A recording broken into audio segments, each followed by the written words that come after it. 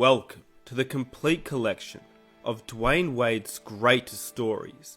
Thank you to everyone who was super patient for this episode. This one took me a long time to edit and produce. 33 minutes for all of you guys to sit back, relax, and enjoy. If you have missed any of the other episodes within this series, there is a playlist link on the top right corner of your screen and in the description box down below. If you click on that link, you'll find all the episodes within this series. Thank you to everybody who mentioned I should do an episode on Dwyane Wade. If you have any other play suggestions, be sure to comment them down below and you might see those plays in the next coming episodes. Without further ado, all I ask is that you hit that like button if you do enjoy this series and this episode. Subscribe if you are new for NBA content just like this one. Without further ado, welcome to the complete collection of Dwyane Wade's greatest stories. You can't stop Dwyane Wade. There's no way you can do it. I don't care what you try to put in front of him. There's no way you can stop him. People try to write him off, but he's one of the best players of all time. Probably the hardest guy I've ever had to guard in my career. He emerged as probably one of the best two guards to ever play the game. He was faster and quicker than what it seemed like. Like, you know, like you can watch somebody on TV and you're like, oh, okay. But when you get him in real time, like, wait a minute, hold on. I was a victim of one of them trash Euros. That was definitely one of my top Euros of all time. For whatever reason, never goes into consideration of the MVP.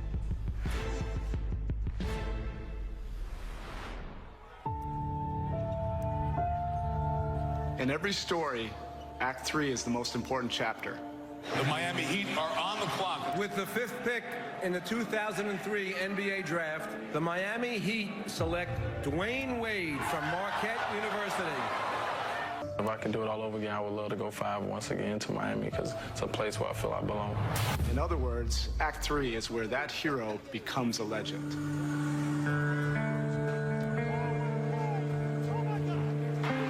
What a move by the master of the killer crossover. Dwyane Wade's new nickname is Flash, because I think he's the fastest guard in the NBA. Oh, what a play! Oh, my God!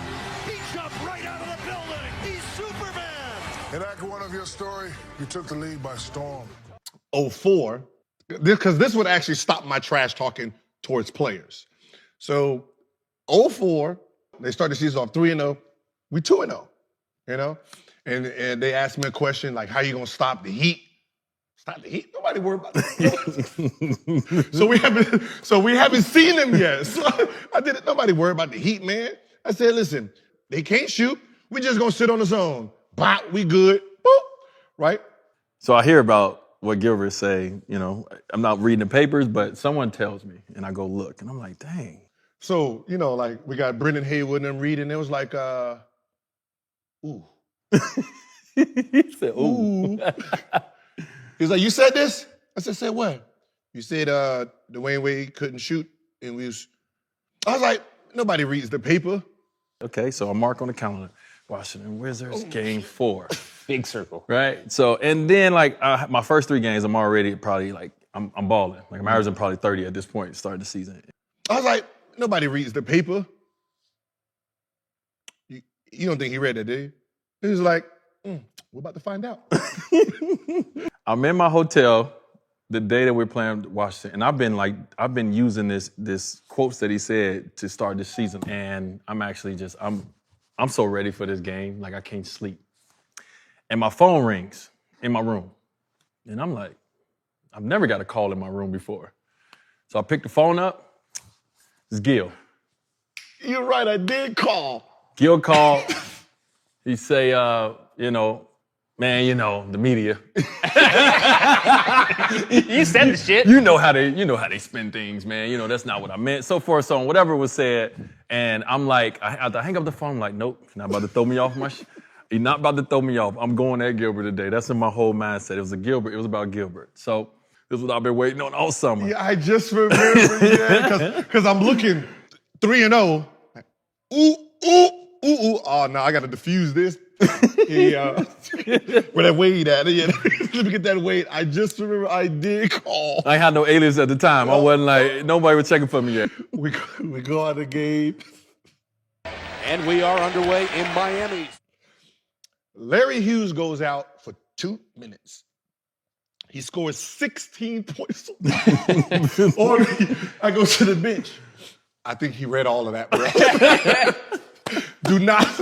Do not put me on that man no more, brother. I done learned my lesson. Shaq and Wade left open for the long jumper. 100 points a game. Wade draws contact and scores. Still shooting well, 49%. Wade for Haslam.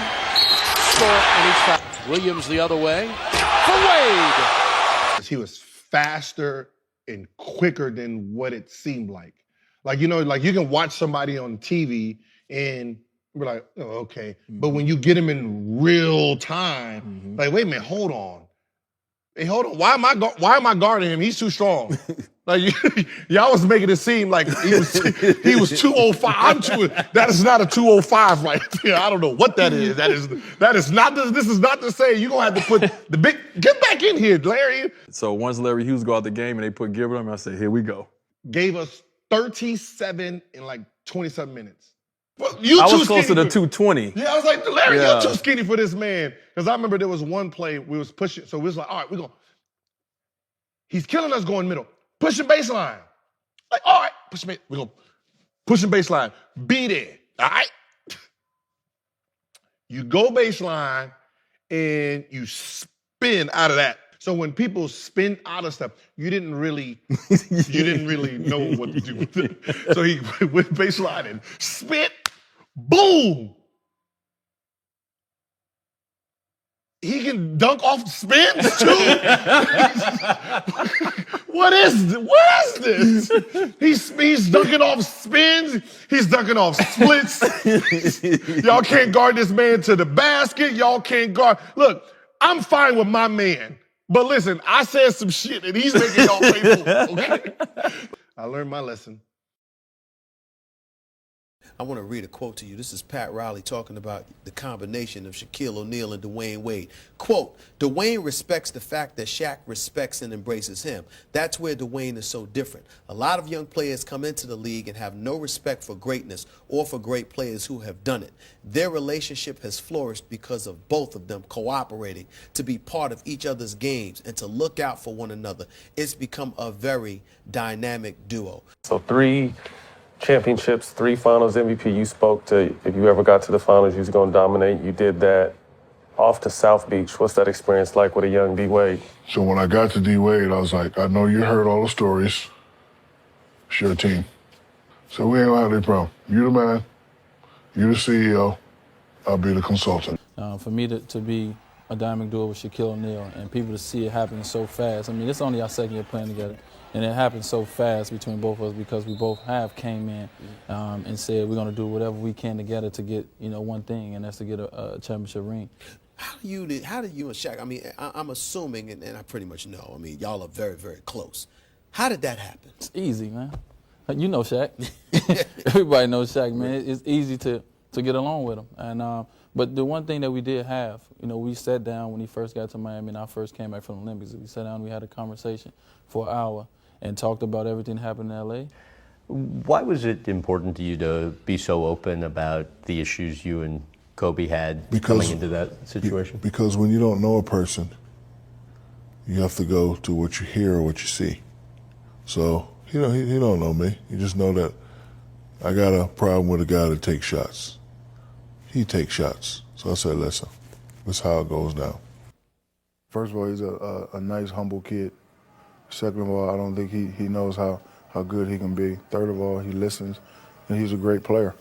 I know in this league that in order to win a championship, you have to have a great 1-2 punch. You hear those words from Shaquille O'Neal. How do you feel?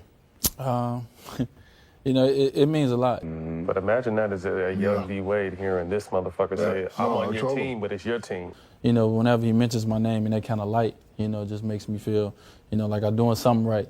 Because crazy, I didn't even, it's not that I don't pay attention to guys, I just don't care. I got my own thing going on. I was the type of player that never paid attention to other players, so right before the playoffs started, Miami Heat was playing Charlotte. I didn't even know who he was. So while we're in the playoffs, I'm watching him go at Baron Davis. I'm like, who is this? I was like, damn, this kid's nice. And I just kept watching him. So when it came time for me to be traded, knowing that I couldn't do it by myself. I needed a Penny Hardaway, Kobe Bryant type player. I went upstairs and said, okay, I'll let you trade me, but I'm going to play with D-Wade. I want to go back and forth. Oh, they gave you that chance? They gave you that opportunity? Yeah, so I want to go play with him. So as soon as we got there the first day, I said, look, man, you heard this, you heard that. Me and you ain't going to have no problem. You the man. What went on with me and the last guy, that could never happen with me and you. I'm going to help you. You're going to help me. And he said he had some differences over there. That's something that we will not and cannot have down here, and I absolutely agree with him. And he just emerged as a great player. And then we had our first argument during the finals. Only time we had an altercation was when I had to check everybody during the finals that year. Because everybody going into the finals, or you were already in the finals? No, versus Dallas when we went down 0-2. Yeah. Because I wasn't having a great finals and everybody was looking for me. And I was like, why y'all looking for me? I don't know what was going on, but we were down 0-2, so I flipped it. What you gonna do, D-Wade? I got 3 people on me. Flash, what you gonna do? I got 4 people on me. What the hell y'all gonna do? So that was my way of getting, and then we just 3-game, bing, bing, bing, bing. When we took a timeout, Pat brought us all back. He said, I know you guys don't want to end your season like this. Come on, guys, come on. First thing came out of Dwyane's mouth was, I'm not going out like that.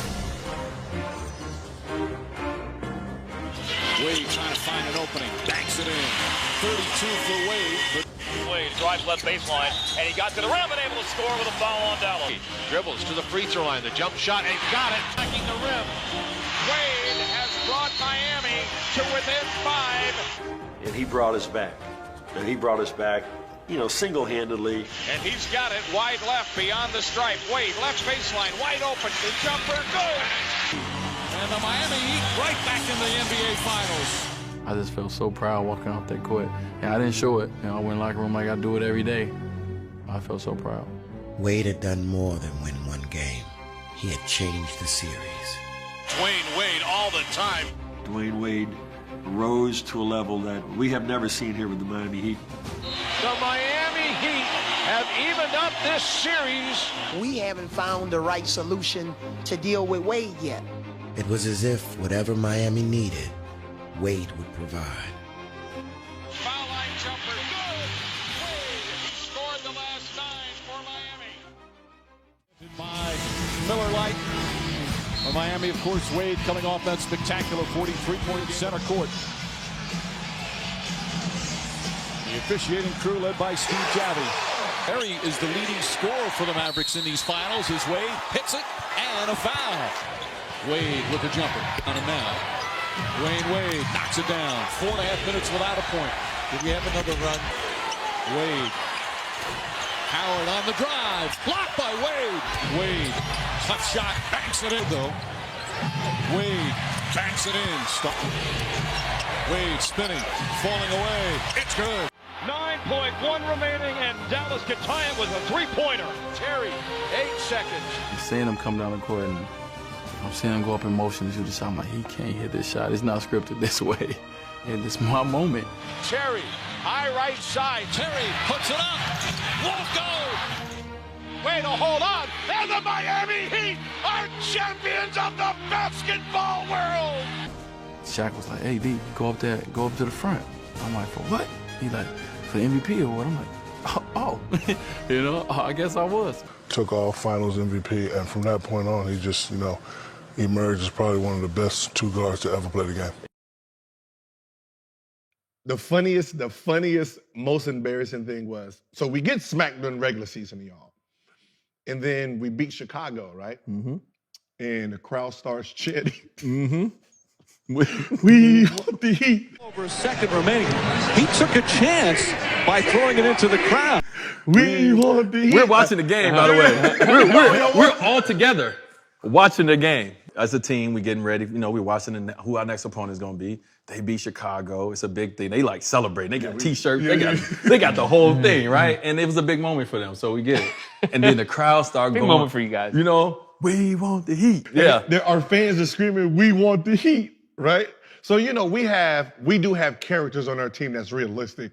And you got something like, no, we do not. No, we do not. No, we do not. Like, I'm like, so we turned the TV off. They want us. They got us. Let's go make this quick. They made it quick. Here goes Wade. Wade against Hughes. Along with Washington owner Abe Poland, Dwyane Wade off the drive.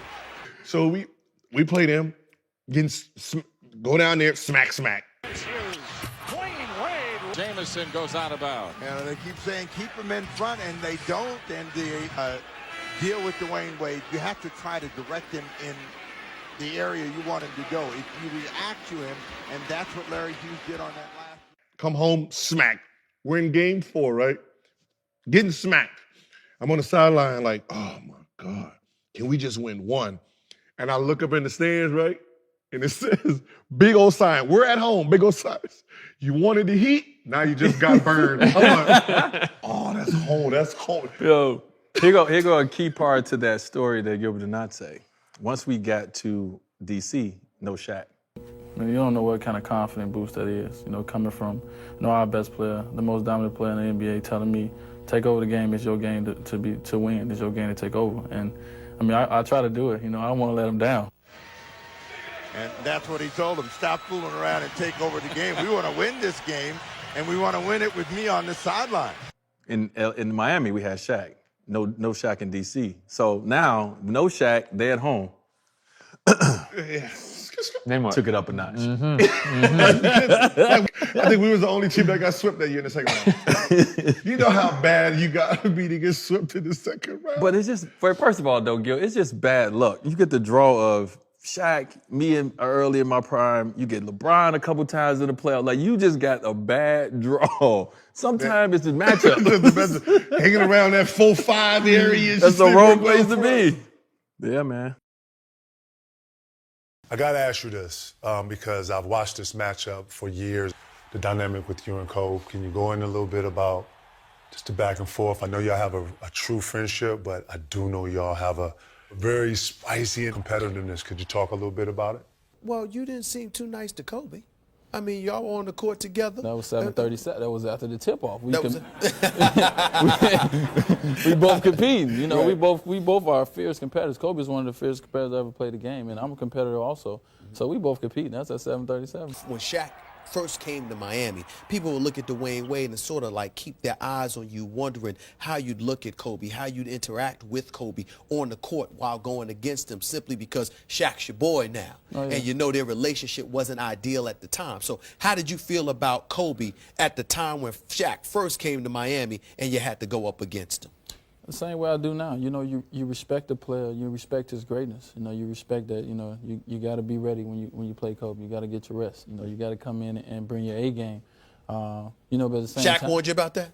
Shaq didn't have to. Foul on Haslam. That's his third. Well, ho-hum, just another spectacular move from Dwyane Wade, flipping it over the Laker defense with that left hand. Obviously coming into the NBA, Iverson and Kobe was like, the two that I wanted to be on the court. Right. So it went from like my rookie year, like excited to play against, one of my idols, to my second year, we going at it. Right. We getting in scuffles. And that's when Cole started to respect me, when he realized like I'm not backing down. And it's not that attention, it's just who I am. Does it feel a little strange guarding him after you guys spent the last 2 summers together, playing alongside, winning gold together? No, not really. Not really strange. I think it's more fun. Because we know each other, and he did a couple things tonight that he picked up from me this summer, and I was able to pick up a couple things from him this summer as well. So it's fun. I enjoyed it. I think we all enjoyed it. We all have a connection for the rest of our lives. I've never talked to Kobe the night before we played the Lakers in my previous 5 years, but last night we talked, numerous times, because we have built that relationship as teammates, forever. It's like we're brothers forever, because when we see each other, it's like a party that nobody else is invited to. What would you describe the conversations you were having towards the end of the game then? Good-natured? Oh yeah, good-natured. just fun, just fun stuff. He walked right by you on the free throw. Yeah. Well, he was telling me, come on, miss one, make one interesting. And I told him, this is where I make my money, man. I'm not missing these. So that fall away, you're right in his face. Is that one of your tricks, would you say? Yeah, no, he picked up a couple things. Defensively as well, he picked up a couple techniques that we kind of joked about a little bit, and it's good. It's good. One of the coolest moments for me in my career was I'm out of the playoffs, and Kobe's in the playoffs, and he calls me, and he say, D, they guard me like this. I know you're great at pick and rolls, you're great at splitting. What should I do? And we got to do a better job keeping him in front. I mean, he might be the best in the league at using screen rolls. He does a great job splitting them, and getting to the outside corner. So we got to do a much better job corralling them, keeping them in front. So I give him my whole, this is what I look for, this is what I do, this and that. Being able to split the defense, a lot of it is split second. Wade getting the screen from Beasley, splits the double team, away he goes. It's about, reading the defenders, reading the game. I get off the phone, I lost it. I'm like, Cole, just call me, you know what I'm saying? In January of 2009, Dwyane Wade took himself to another level, leading the NBA in scoring with 28.1 points per game. In Phoenix, the chatter around the league of whether Dwyane Wade should be considered an MVP candidate evolved into a buzz. He definitely has to be in contention for that MVP. You can't leave him out of the equation. Silence all the critics about him being back and being back to flash. It's the best basketball I've seen him play since the finals. I mean, he's unbelievable. He's doing everything, getting to the line, making outside shots. He's defending, he's rebounding. If he's not talked in terms of the MVP, then I think they really are not giving it a fair assessment of the MVP. I think no matter what you can say about his team, you take him away from his team, I'm pretty sure they will not be as successful. As you take away LeBron and you take away Kobe, I'm pretty sure those teams will still be competitive. Not to speak down on his teammates, just in terms of how much he represents offensively and defensively on that team and the leadership, So that, for whatever reason, never goes into consideration of the MVP. And I think, that should have some real hardcore understandings that this kid, each and every day, if he's not playing, they don't have a chance to win. And then when he does, then they can beat anybody on the basketball court. I think Michael retired the year before I came to the league, strategically.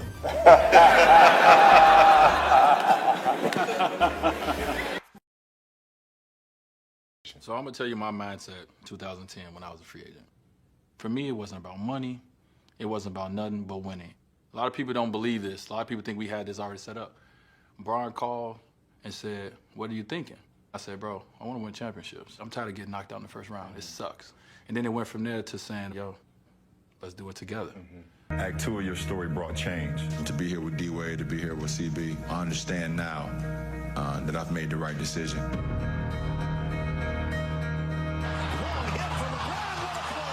As new characters were introduced to your narrative, identities were altered, then forged through fire, hammer, and anvil.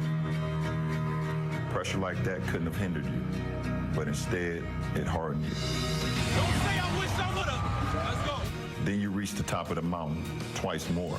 And the Miami Heat are going to be back-to-back champions of the basketball world. Different cast, same conclusion. To the last second, to the last man, revive, revive, revive, revive, revive, revive. Wade caught about three, in the I was a victim of one of them trash Euro. That was definitely one of my top Euros of all time. It's all good, because listen, what you gotta know, that's probably top 5, one of the most tired I was. Oh my God. Now you see me. Now you don't, Kevin Garnett.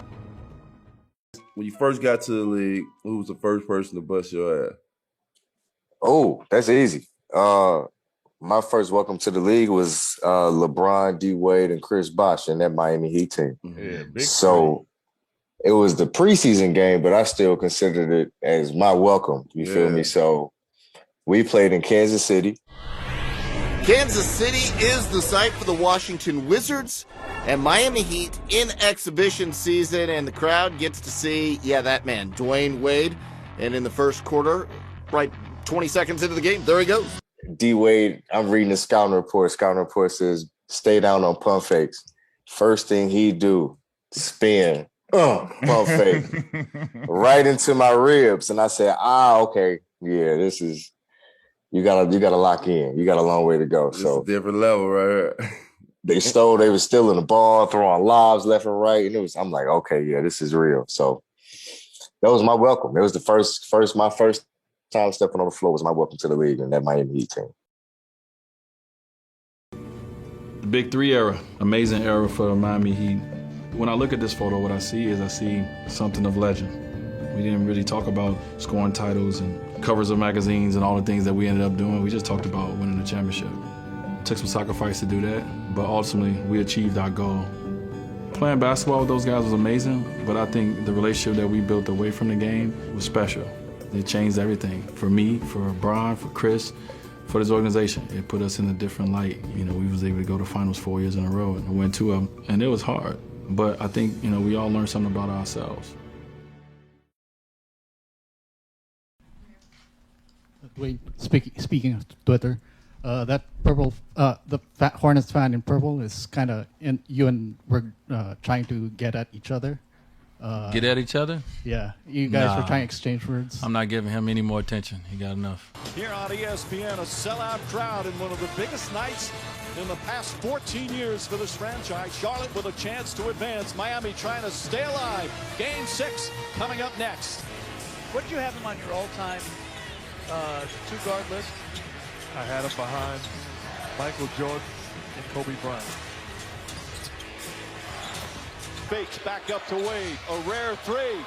It's good. Wade, another three. It's good. Dwyane Wade from downtown. Dwyane Wade knocks down a huge three-pointer for the Miami Heat. But that's greatness personified.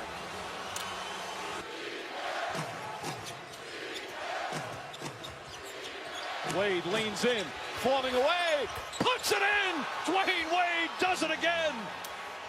And Charlotte has to call timeout. To knock down big shots. Purple shirt man, have a seat. Mama, there goes that man.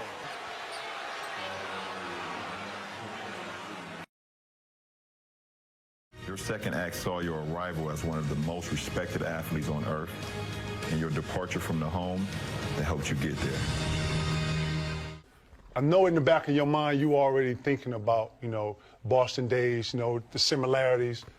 But what you got to take into account is, you know, the history between, you know, you and D Wade and coming into that. You've gone against Rajon in playoff settings for years. Hated him.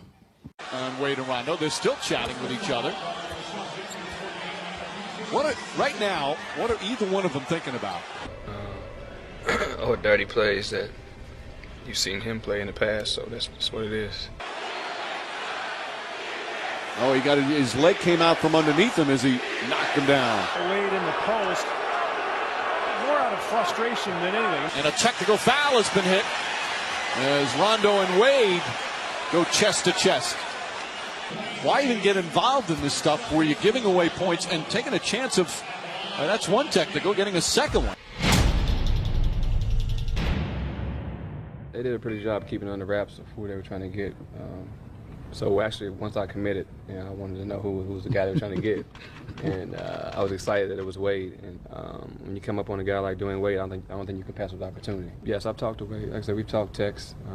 When you talked to Dwyane, did you guys have any fun with what happened in 11 and 12? Your guys' history. I know that's part of the seat of the battle stuff. So did you guys touch on that or talk about? No, we didn't touch on it. We just, you know, we're older, we're wiser, and we're moving forward. And like I said, to play with a guy like that, that's, you know, that I know I've battled against personally, it's always great to have a guy like that on your side.